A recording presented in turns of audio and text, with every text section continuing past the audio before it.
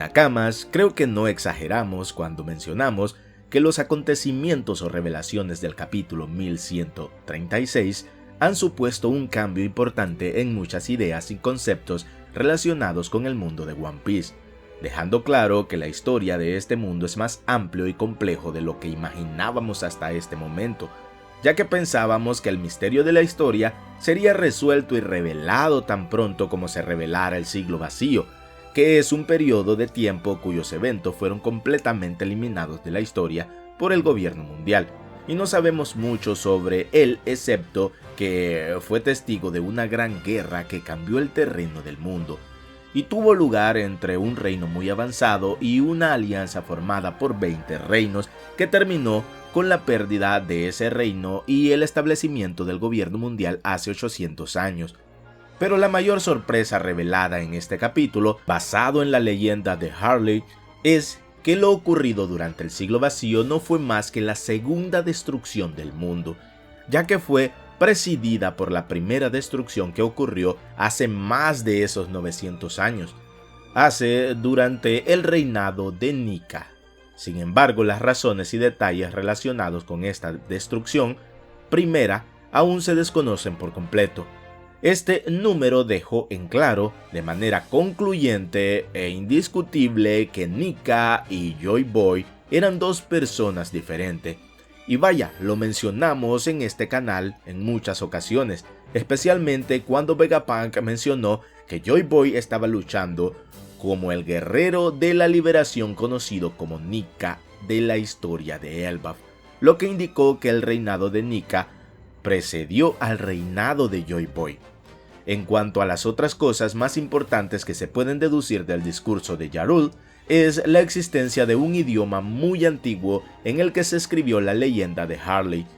y es un idioma que no se puede traducir con precisión, lo que indica que es más antiguo aún que el idioma en que se escribieron los poneglyphs. Esto tiene muchísimo sentido, especialmente si se tiene en cuenta que ya sabemos sobre la existencia de civilizaciones antiguas que son muy anteriores a la época de Joy Boy, como por ejemplo la civilización en Arabasta, donde el palacio data de hace 4000 años, o el árbol de Ohara, que se estima que tiene muchísimos años ahí. Dado que el mundo de One Piece fue destruido 2 veces, esto significa que el sol también murió en esas 2 ocasiones, una idea que Oda parece haberse inspirado en la mitología azteca. Y esta es una teoría que se ha estado mencionando mucho desde que comenzó la saga de Elbaf, especialmente en el mito de los 5 soles, excepto que cambió Oda el número de las épocas que presenciaron la destrucción del sol para encajar con los acontecimientos de su historia. La razón que lleva a decir que este mito es la fuente en la que Oda se inspiró es que fue un escrito en una piedra llamada Piedra del Sol, cuyo diseño Oda tomó literalmente de un manuscrito perteneciente al pueblo azteca y lo dibujó en la portada del capítulo 470, y se puede notar hasta qué punto la similitud entre el diseño de esas 2 piedras. Esta leyenda habla de la destrucción del mundo 4 veces en el pasado, al hundirse en el mar como resultado de disputas entre gobernantes sobre quién merecía sentarse en el trono del sol y gobernar el mundo. Pero con la llegada de Aang en la era del quinto sol, el sol finalmente pudo traer la paz al mundo. Si proyectamos esta idea en One Piece, tenemos en cuenta la modificación que hizo Oda del número de eras en las que el mundo fue destruido. Podemos concluir que la era del tercer sol, representado por Luffy ahora, será la era en la que se logre la paz, después de que tanto el primer sol, Nika, como el segundo fracasaron en sus intenciones. Incluso la idea de la disputa por el trono del sol que se encuentra en ese mito fue aplicada por Oda entre Loki y su padre, pues ambos querían sentarse en el trono del sol, para que uno de ellos se convirtiera en el dios del sol y gobernar. Como resultado de su disputa, uno de ellos acabó con el otro, lo que sumió a Elbaf en un estado de caos. Es posible que Loki y su padre no hayan sido los únicos que pelearan por este trono, ya que su conflicto puede haber sido un reflejo de una lucha similar, por ejemplo, desde épocas antiguas entre Joy Boy y Neronaimu por el mismo trono, especialmente si tomamos en cuenta la disculpa de Emmet hacia Joy Boy por no haberlo nombrado rey. En cuanto a cómo era el mundo en la era de Nika, desde mi punto de vista era un continente que estaba completamente conectado, y lo que me lleva a esta creencia es una respuesta que Oda dio antes en uno de los SBS, y que de hecho ya teorizábamos sobre esto hace muchos años.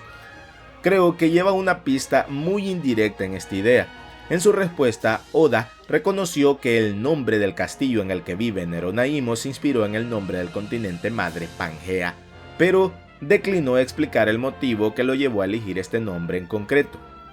El continente Pangea, para quien no lo sepa, es un continente gigante que existió hace unos 335 millones de años durante la era paleozoica, la era antigua, y continuó hasta empezar a dividirse hace unos 175 millones de años en la era jurásica. Y este continente estaba compuesto por todos los continentes, las corrientes que se combinaban en una enorme masa de tierra, rodeando un enorme océano conocido como Pantalasa. Entonces, al regresar al mundo de One Piece, podemos imaginar que después del desastre que destruyó al mundo por primera vez, el continente madre comenzó a dividirse en varios continentes y luego se formó el Red Line como parte de este desastre. Dado que la Tierra no era habitable en ese momento, los lunarios que aterrizaron desde la Luna con dirección a la Tierra decidieron vivir en el Red Line junto con otras razas. De esta forma, Nakama se explicaría muchísimo cómo se dio la creación del Red Line, ya que muchos son de la idea que fue algo artificialmente creado, otros son de la idea que fue naturalmente creado, y esta sería una muy bonita explicación para dar también lugar a incluir estas nuevas revelaciones con respecto a las dos destrucciones del mundo que han sucedido a lo largo de la historia. En cuanto a la segunda vez que el mundo fue destruido, este evento resultó en que los continentes se hundieran en las profundidades del mar, como ya sabemos y como reveló Vegapunk en la saga de Egghead, y todo lo que quedó de ellos fueron protuberancias que con el tiempo se convirtieron en islas separadas. Por otro lado, encontramos que hay una diferencia en la forma en la que los gigantes ven al regente del sol, es decir, al dios del sol. Algunos lo ven como un libertador, otros lo ven como un destructor y otros lo ven como alguien que simplemente ríe. Por mi parte, veo que combina estas tres cualidades al mismo tiempo. Él es un destructor de invasores, un liberador de los oprimidos y alguien que esparce la alegría y felicidad en las personas. Pero si queremos discutir esta idea más ampliamente, la posibilidad de que el dios del sol sea un destructor y un libertador al mismo tiempo puede estar estrechamente relacionada con la idea de destruir el Red Line, ya que su destrucción puede conducir a un cambio radical en el mundo y cambiar su equilibrio. La destrucción del Red Line no proviene del deseo del dios del sol para causar estragos, sino que es un medio para liberar al mundo de su forma actual, porque su destrucción puede causar que el nivel del agua disminuya, lo que remodelaría el mundo a su forma original como una sola pieza. Y esto conduciría a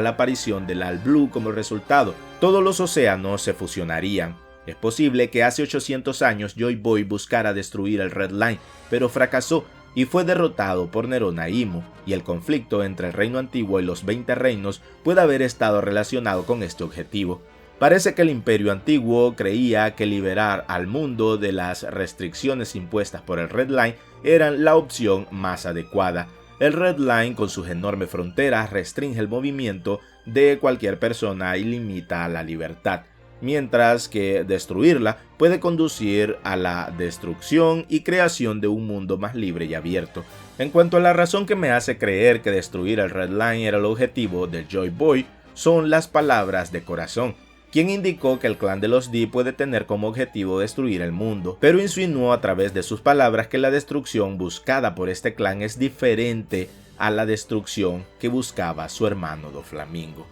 Nakama, sin duda alguna, el tema de Nika, Joy Boy y ahora actualmente con Luffy es un tema fascinante, y hay muchas cosas que se revelaron en este último capítulo, tal y como lo mencionamos al inicio. En el próximo video trataremos acerca de otro de los puntos también interesantes sobre este capítulo, así que no te lo pierdas. Coméntame en la caja de comentarios qué te ha parecido este video y sobre qué temas de esta saga de Elbaf te gustaría que hablara en próximos videos. Déjamelo todo en la caja de comentarios. Si el video te ha gustado, déjame un like, eso me ayuda muchísimo a seguir creciendo. Suscríbete para más videos como este y activa la campanita de notificaciones para que YouTube te avise cada que suba un nuevo video. Muchísimas gracias por todo el apoyo brindado y sin más que decir, hasta la próxima.